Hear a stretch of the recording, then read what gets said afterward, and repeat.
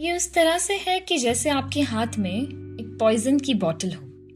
जैसे उसको पकड़ने से या देखने से कुछ नुकसान नहीं होता है, पर जब हम उसे खोल के उसका यूज करेंगे तब वो अपना असर दिखाना शुरू करती है और हम कुछ भी नहीं कर पाएंगे। Welcome to my podcast decode with D, जहाँ हम बात करते हैं कुछ उलझे जज्बातों की, कुछ बेनाम रिश्तों की, या यूं कह लीजिए मेरे और आपके मन में छुपे उन सवालों की।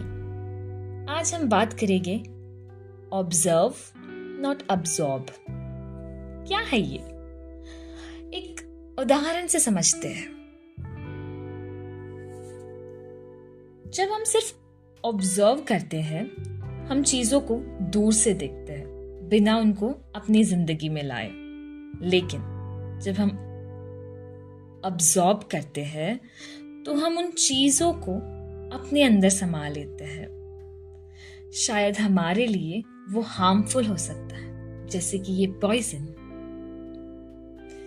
जब हम चीजों को बिना सोचे समझे अब्सॉर्ब करने लगते हैं तो उनका हमारे ऊपर नेगेटिव इम्पैक्ट पड़ता है।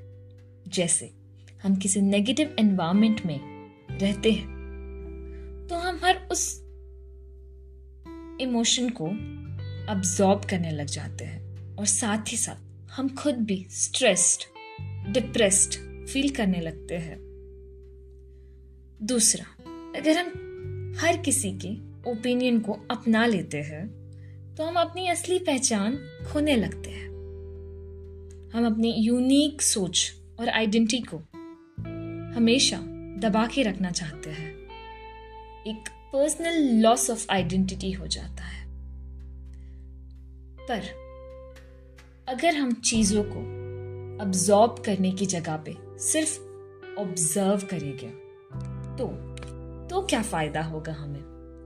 फायदा नंबर 1, हम अपने इमोशंस पर कंट्रोल कर सकेंगे।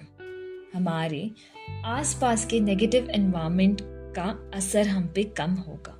जैसे वर्क प्लेस पे अगर कोई स्ट्रेसफुल सिचुएशन हो, हम उसको समझ के प्रैक्टिकल वे में एक डिसीजन लेके।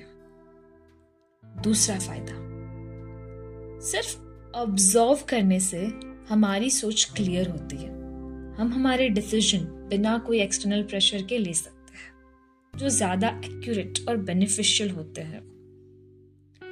सो रिमेंबर, ऑब्जर्व करिए, अब्सॉर्ब मत करिए और अपनी खुद की यूनिक पहचान और इमोशनल हेल्थ को प्रोटेक्ट करिए। Thank you for listening.